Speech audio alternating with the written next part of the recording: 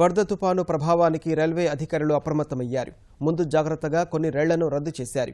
10 రైళ్లను దారి మళ్లించారు. వాతావరణ శాఖ అధికారుల నుంచి ఎప్పటికప్పుడు సమాచారాన్ని తీసుకుని అందుకు అనుగుణంగా రైళ్ల రాకపోకల్లో మార్పులు చేస్తున్నారు. నీటిపారుదల శాఖ సమాచారం మేరకు రైలు మార్గాల వెంట ఉన్న వాగులు, వంకల వద్ద నీటి మట్టాల్ని పరిశీలిస్తున్నారు. రాజమండ్రి, విజయవాడ, గుంటూరు, రేణిగుంట, రైల్వే కోడూరు స్టేషన్లలో నిర్మాణ సామాగ్రిని సిద్ధంగా ఉంచారు. వైద్య బృందాలను గుంతకల్, విజయవాడ డివిజన్లలో సిద్ధంగా ఉంచారు. ప్రయాణికులకు ఆహారం, మంచినీరు ఇబ్బంది లేకుండా ప్యాంట్రీ కార్ మేనేజర్లు, సిబ్బందిని వరద ప్రభావిత ప్రాంతాలకు పంపించారు. సికింద్రాబాద్, విజయవాడలో కంట్రోల్ రూమ్ను ఏర్పాటు చేశారు. 24 గంటలు పనిచేసేలా ప్రత్యేక బృందాన్ని ఏర్పాటు చేసి అన్ని విభాగాల అధికారులకు అందులో భాగస్వామ్యం కల్పించారు.